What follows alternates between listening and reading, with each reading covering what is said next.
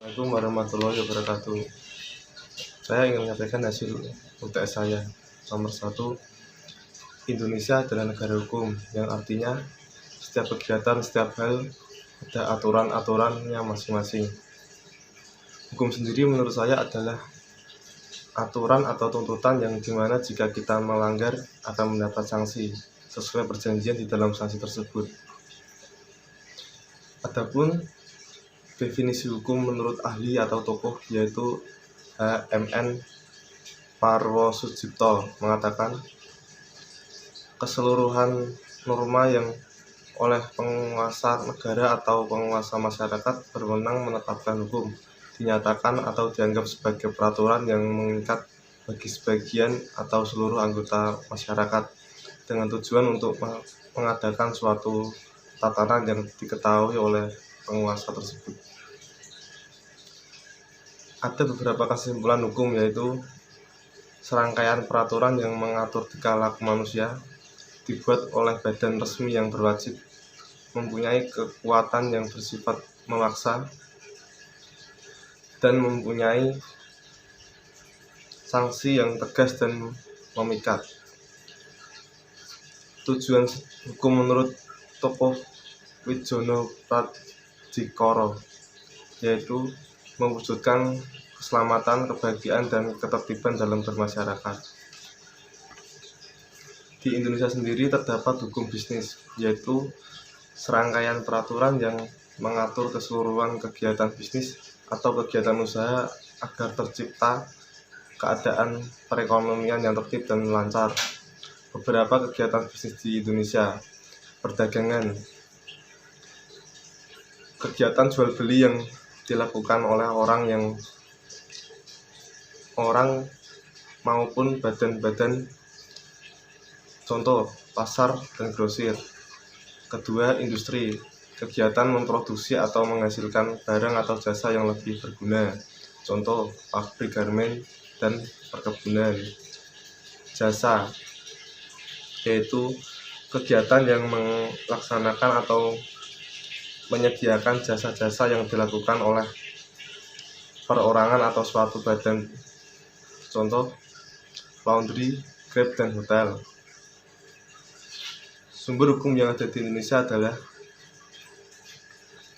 peraturan undang-undang, peraturan yang dibuat dan dikeluarkan oleh badan tertentu serta bersifat mengikat. Kebiasaan, syarat kebiasaan dapat menjadi hukum meliputi adanya kebiasaan tetap dan berulang. Jurisprudensi, putusan pengadilan yang diikuti dan dijadikan sebagai dasar putusan oleh hakim-hakim. Perjanjian yang dibuat oleh kedua belah pihak mengenai suatu hal dan masing-masing memiliki hak. Traktat, perjanjian aturan dua negara atau lebih mengenai suatu hal. Doktrin atau pendapat ahli, pendapat para ahli hukum yang digunakan sebagai dasar dalam menyelesaikan masalah. Berikut adalah UTS jawaban nomor 3. Saya akan mendirikan sebuah badan perusahaan persekutuan komanditer atau JV yang bernama Galih Garmindo Perkasa. Badan usaha tersebut menjalankan kegiatan bisnis di bidang industri. Badan industri adalah badan usaha yang kegiatannya memproduksi bahan mentah untuk diproses menjadi bahan setengah jadi atau siap dikonsumsi. Kegiatan yang saya jalankan adalah pembuatan kasur busa, cover kasur, dan bantal. Sesuai dengan peraturan, setiap badan usaha harus memiliki dasar hukum.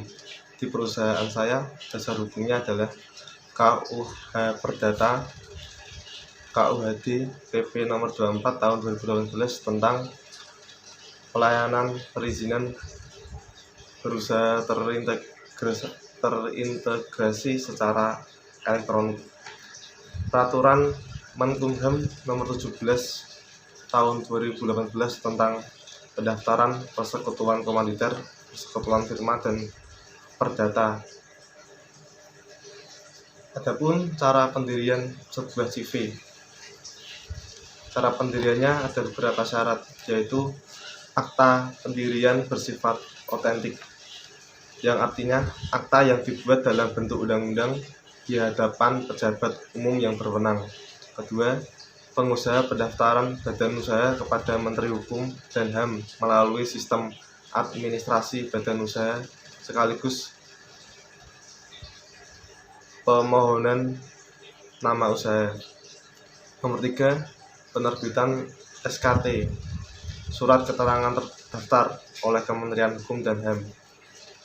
Kepemilikan modal pada perusahaan saya adalah harta kekayaan persekutuan. Ada